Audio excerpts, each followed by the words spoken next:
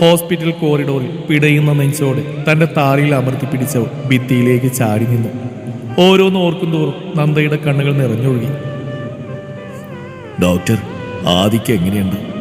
റൂമിൽ നിന്ന് ഡോക്ടർ പുറത്തേക്ക് ഇറങ്ങിയതും ആകുലതയോടെ മുത്തശ്ശൻ ചോദിച്ചു. ചെറിയ മുറിവുകളേ ഉള്ളൂ, പേടിക്കേണ്ടതായിട്ടൊന്നുമില്ല. കയ്യിൽ പൊട്ടലുണ്ട്, പ്ലാസ്റ്റർ ഇട്ടിട്ടുണ്ട്. ഞങ്ങൾക്കൊന്ന് കയറി കാണാൻ പറ്റുമോ? കയറി കണ്ടോളൂ, ഡോക്ടർ പറഞ്ഞു. എല്ലാവരും അകത്തേക്ക് കയറി. റൂമിലേക്ക് കയറാൻ നിന്ന നന്ദയും ആരും കാണാതെ രാധിയെ കയ്യിൽ പിടിച്ച് വലിച്ചു മാറി നിന്നു. എവിടെയാടി ചാടിത്തുള്ളി പോകുന്നേ? രാധിക ദേഷ്യത്തോട് അവളോട് ചോദിച്ചു. നന്ദ വരെ മനസ്സിലാവാതെ നോക്കി. ഡോക്ടറെ കാണാൻ. കരഞ്ഞുകൊണ്ട് അവൾ മറുപടി നൽകി. എന്തിനാ അവനെ കൊല്ലാനോ? ഇനി അവന്റെ ജീവിതത്തിൽ നീ കടിച്ചു തൂങ്ങിന്ന അവനാ ദോഷം. അവൻ കുറച്ചുകാലം കൂടി സന്തോഷത്തോടെ ഈ ഭൂമിയിലൊന്ന് ജീവിച്ചോട്ടെ. നിന്നെ പോലെ ജാതക ദോഷമുള്ള ഓരോന്ന് കാരണം എന്റെ കൊച്ചി കിടക്കുന്നുണ്ടില്ലേ? രാധിക കള്ളക്കണ്ണീരോടെ പറഞ്ഞു. നന്ദ ഭിത്തിയിലേക്ക് ചേർന്ന് തളർന്ന് താഴേക്കിരുന്നു. മുട്ടുകാലിൽ മുഖം അമർത്തി അവൾ പൊട്ടിക്കരഞ്ഞു. ശാപം പിടിച്ച ജന്മം, എവിടെയെങ്കിലും പോയി തൊലേ. ആദ്യമോന്റെ ജീവിതത്തിൽ കരടായിട്ട് നീ വരരുത്.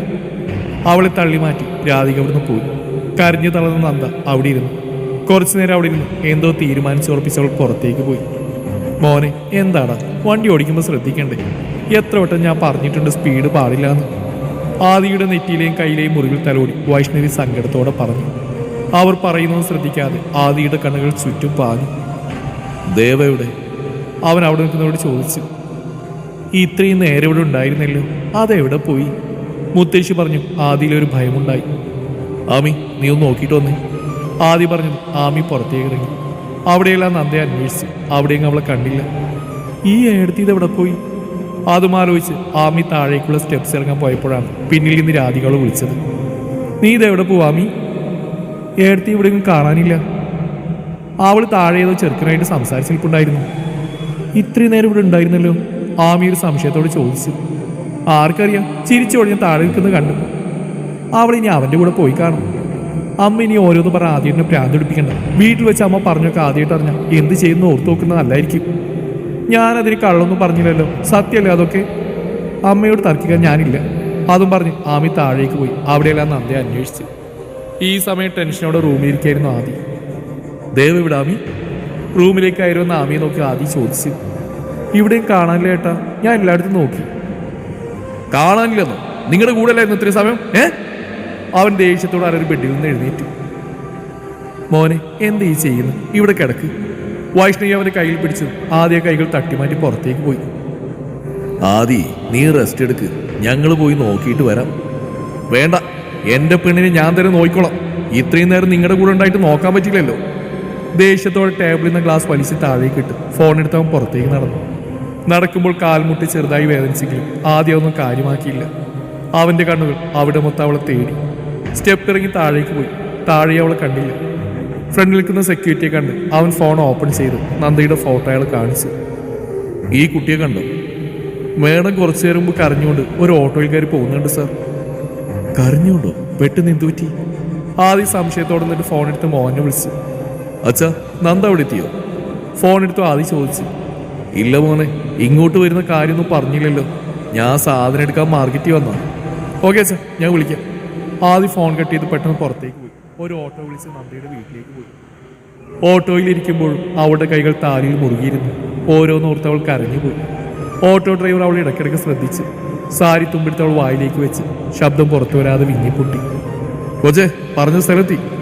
പെട്ടെന്ന് നന്ദ മുഖം അമർത്തി തുടച്ചു. അപ്പോഴാണ് കാശില്ലെന്ന് അവൾ ഓർത്ത്. അവൾ ഓട്ടോക്കാരൻ്റെ വെയിറ്റ് ചെയ്യാൻ പറഞ്ഞിട്ട് വീട്ടിലേക്ക് പോയി. മുൻവാതിൽ ലോക്കായിരുന്നു. അച്ഛൻ കടയിൽ പോയി കാണും. ചെടിച്ചട്ടിയിൽ നിന്ന് കീ എടുത്ത് ഡോർ വന്നവൾ അകത്തേക്ക് കയറി റൂമിൽ പോയി കാശെടുത്ത് ഓട്ടോക്കാരന് കൊടുത്തു. തിരിച്ച് വീട്ടിലേക്ക് വന്ന് ഫ്രണ്ട് ഡോർ അടച്ച് റൂമിലേക്ക് കയറി കട്ടിലേക്ക് വീണു. അവളുടെ കണ്ണുകൾ ഒഴുക്കി വിട്ടു. ഉറക്കി അവൾ കരഞ്ഞു. പറഞ്ഞ ക്യാഷ് ഞാൻ അയച്ചിട്ടുണ്ട്. ഇനി തന്നെ ഈ നാട്ടിൽ കണ്ടുപോകരുത്. ഇല്ല മേഡം, ഞാൻ ഇന്ന് തന്നെ ആസാമിലേക്ക് പോവാണ്. ഒന്ന് അമർത്തി മൂളി പ്രീതി ഫോൺ കട്ട് ചെയ്തു. ഡി, നമ്മളാണ് ആക്സിഡന്റ് പിന്നിൽ നിന്ന് ആദ്യം അറിഞ്ഞ പ്രശ്നമാവില്ലേ? അടുത്തിരുന്ന പൂജ പേടിയോടെ ചോദിച്ചു. നിന്നോട് ഞാൻ മുമ്പ് പറഞ്ഞിട്ടുണ്ട് പൂജ, പേടിയാണെങ്കിൽ പോയിക്കൊള്ളാം. എനിക്ക് ആരുടെയും ഹെൽപ്പ് വേണ്ട. ആദ്യം ഒരിക്കലും അറിയില്ല, അതിനുള്ളെല്ലാം ഞാൻ ചെയ്തിട്ടുണ്ട്. എന്തായാലും ആദ്യത്തെ ആക്സിഡന്റ് കൊണ്ട് കുറച്ച് ഗുണമുണ്ടായി. ആ പെണ്ണിനെ കാണാനില്ല. രാധികാരി ഇപ്പോൾ വിളിച്ചു പറഞ്ഞു. ആദിയുടെ ജീവിതത്തിൽ നിന്ന് അവളിനി ഒഴിഞ്ഞു പോയിക്കോളും. ഒഴിഞ്ഞു പോയാ അവൾക്ക് കൊള്ളാം, പ്രീതി പുച്ഛത്തോടെ പറഞ്ഞു. പൂജ അവളെ നോക്കി പുറത്തേക്ക് പോയി. പ്രീതി ഫോൺ ലോക്ക് മാറ്റി ഗാലറി ഓപ്പൺ ചെയ്ത് ആദിയുടെ ഒരു പിക്ക് എടുത്തു. ഐ ലവ് യു ആദി. അതും പറഞ്ഞ് ഫോട്ടോയിൽ അവൻ്റെ മുഖത്ത് അവൾ അമർത്തി ചുംബിച്ചു. ചെറിയ മുറിവ് പറ്റിയല്ലേ, സോറി ആദി. നിനക്ക് ചെറിയൊരു മുറിവ് പറ്റുന്ന പോലെ എനിക്ക് ഇഷ്ടമല്ല. പക്ഷെ എൻ്റെ ഇന്നലത്തെ അവസ്ഥ അത് നിർബന്ധിതയാക്കി. നീ അവളുമായിട്ട് ശരീരം പങ്കുവെക്കുന്ന എനിക്ക് ഇഷ്ടമല്ല. അതിനാണ് ഈ ആക്സിഡൻറ്റ്. നിന്റെ നഗ്ന ശരീരം കാണേണ്ടതും ചേരേണ്ടതും എന്നിലാണ്, എന്നിൽ മാത്രം. ഒരു പ്രത്യേക ഭാവത്തോടെ പറഞ്ഞ കട്ടിലേക്ക് ചാരി അവളുടെ ഓർമ്മകൾ ഇന്നലത്തെ ദിവസത്തിലേക്ക് പോയി. റിസപ്ഷൻ കഴിഞ്ഞ് വീട്ടിലെത്തിയ പ്രീതി വല്ലാത്തൊരവസ്ഥയിലായിരുന്നു. നന്ദയും ആദിയും തമ്മിൽ പിരിക്കണമെന്ന ചിന്ത അവളിൽ കടന്നുകൂടി.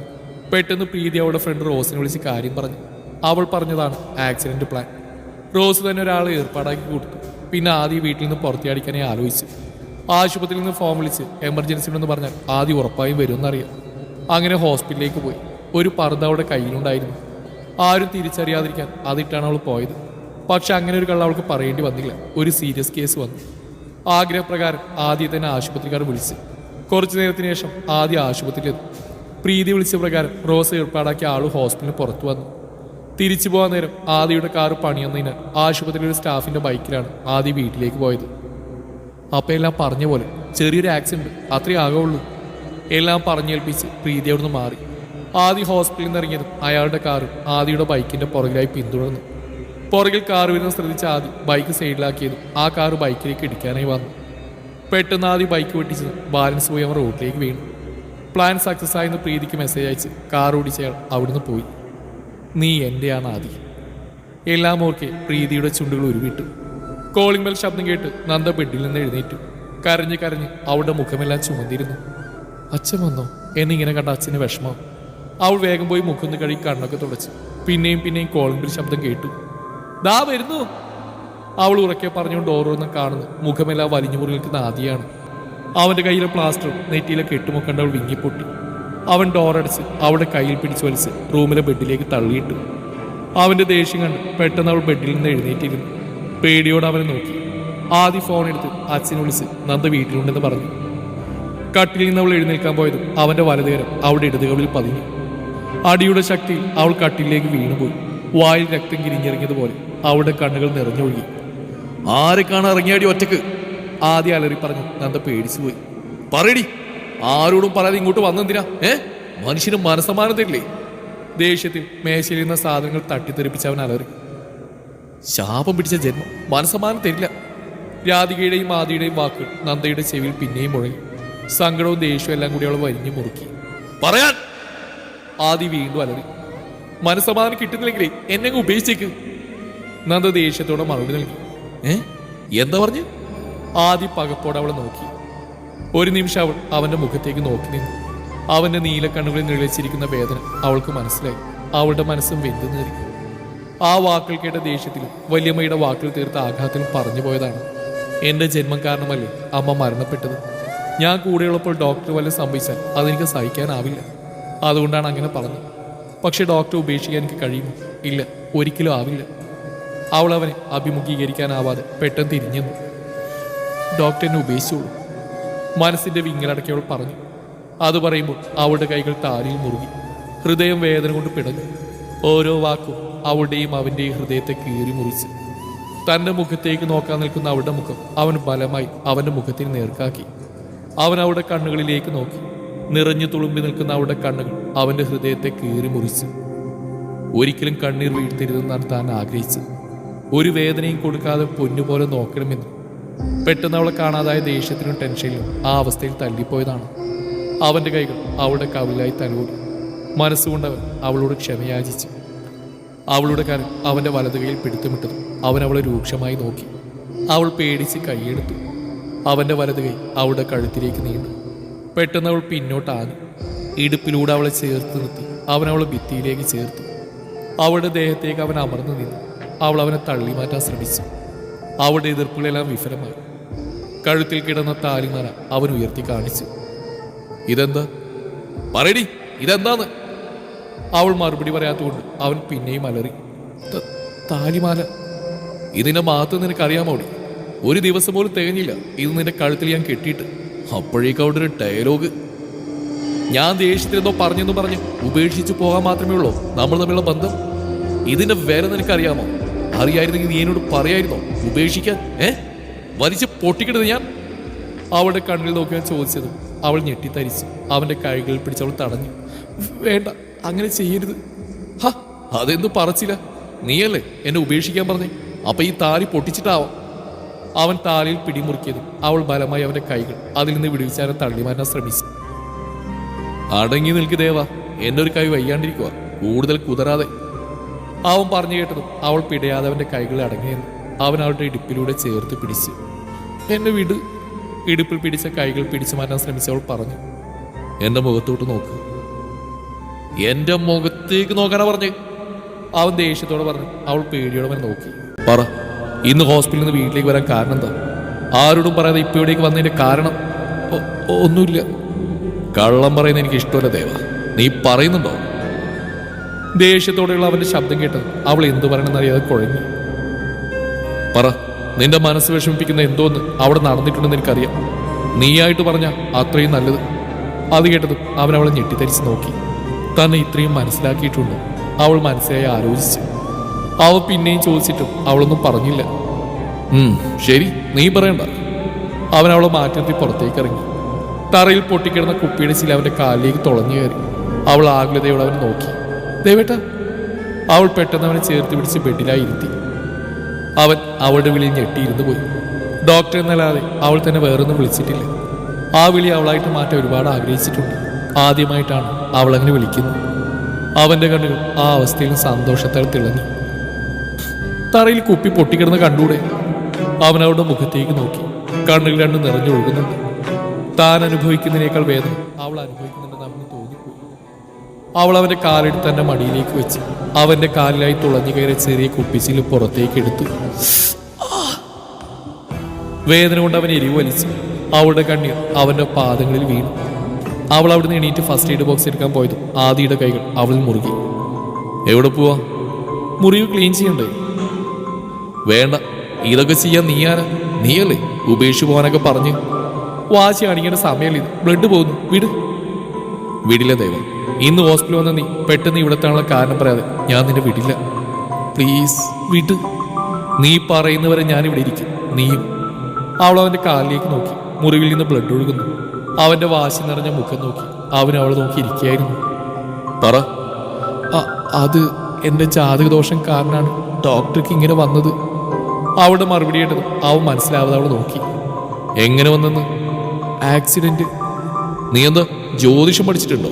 ആര് പറയും മണ്ടത്തരങ്ങള്? പറയാൻ. വല്യമ്മ. രാധിക വല്യമ്മയോ? അപ്പൊ അങ്ങനെയൊക്കെയാണ് കാര്യങ്ങൾ. അവരെന്തെങ്കിലും പ്രാന്ത് പറഞ്ഞെന്ന് പറഞ്ഞ് ഉപേക്ഷിച്ചു പോകാൻ മാത്രമേ ഉള്ളൂ നമ്മൾ തമ്മിലുള്ള ബന്ധം? പറദേവ, ആണോ? അവളുടെ അടിവീണ കവളിൽ കൈകൾ കൊണ്ട് തഴുകി അവൻ ചോദിച്ചു. അവളുടെ കവളിൽ കണ്ട പാട് കണ്ട് അവൻ്റെ മനസ്സ് വിങ്ങി. ഞാൻ കാരണം ഡോക്ടർക്കൊന്നും പറ്റരുതെന്ന് കരുതിയ കരച്ചിൽ കാരണം അവളുടെ ശബ്ദമിടറി. Stop this foolishness. ഒരു ജാതകം. അവരാണോ നിന്റെ ജാതകം എഴുതിയേക്കുന്നത്? എനിക്കറിഞ്ഞാലുണ്ടല്ലോ. ആരോ എന്തോ പറഞ്ഞെന്ന് പറഞ്ഞ് അവൾ ആരോടും പറയാതെ ഇറങ്ങിയേക്കുന്നു. അവൻ ദേഷ്യത്തിൽ ബെഡിൽ നിന്ന് എഴുന്നേറ്റ് പുറത്തേക്ക് വന്നു. അവൾ അവൻ്റെ കൈകൾ പിടിച്ച് തടഞ്ഞു.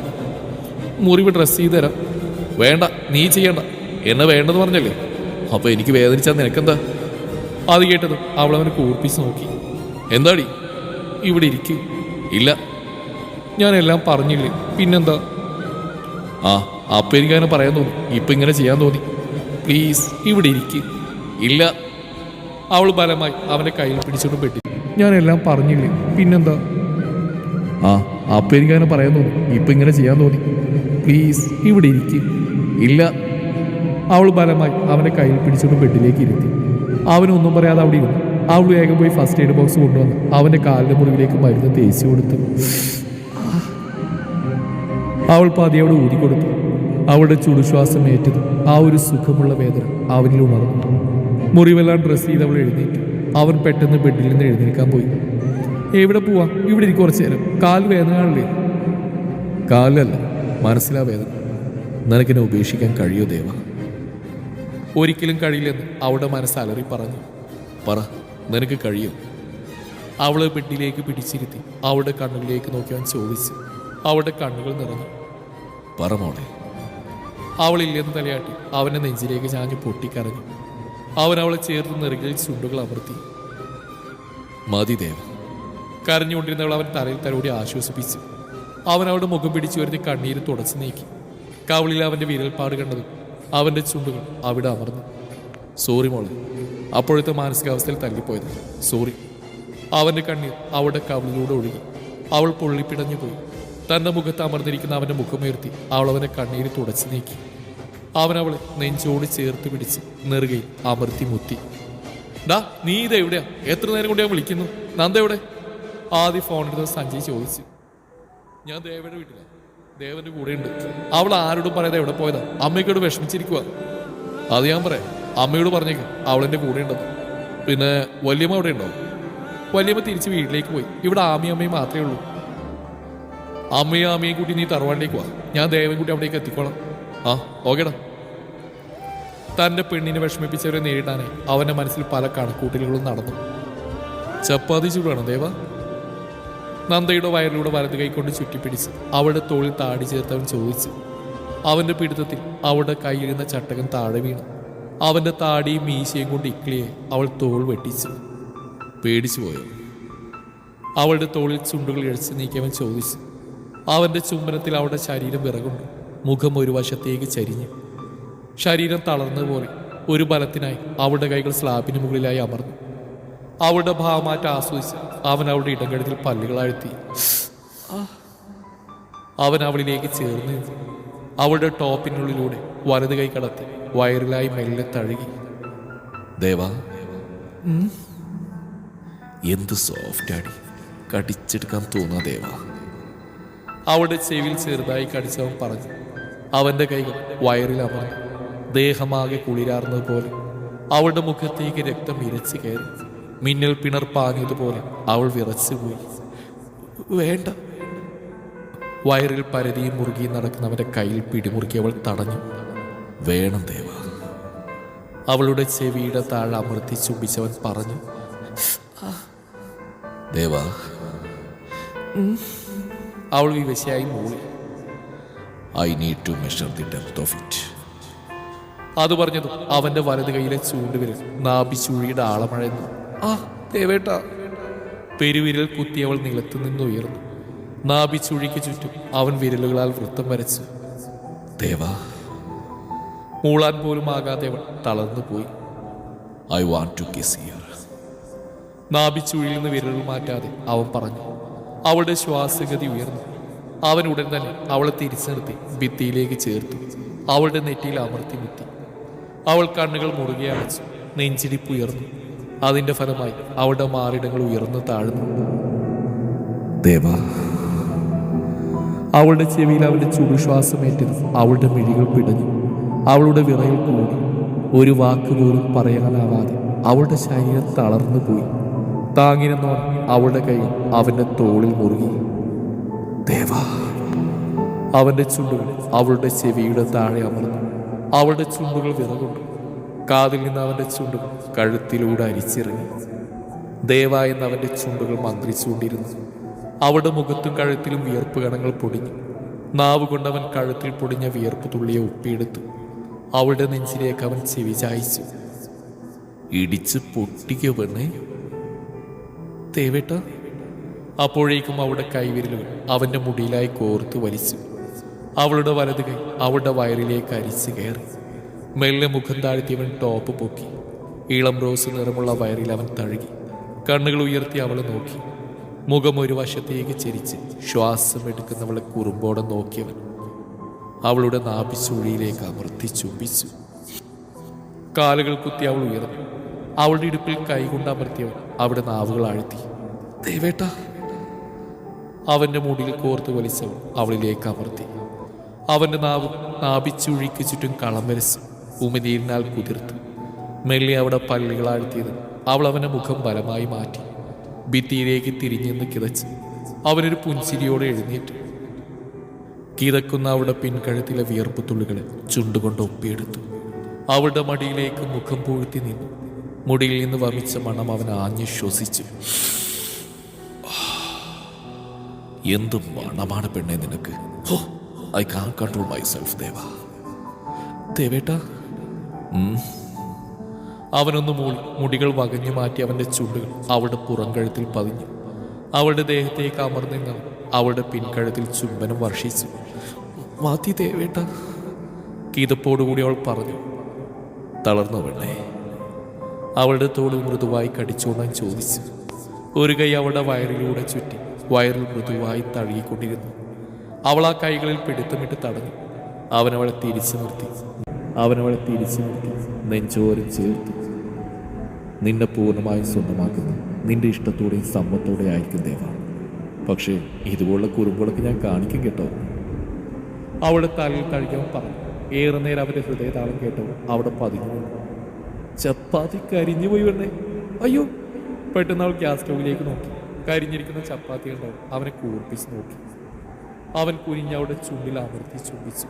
പെട്ടെന്നുള്ള നീക്കത്തിൽ അവൾ പകച്ചുപോയി. അത് ഇരുവരുടെയും അനുരാഗം ഇന്നു മുതൽ ഇവിടെ ആരംഭിക്കുകയാണ്. ഒപ്പം അവന്റെ പകയും. കാത്തിരിക്കുക മനോഹരമായ നിമിഷങ്ങൾക്കായി.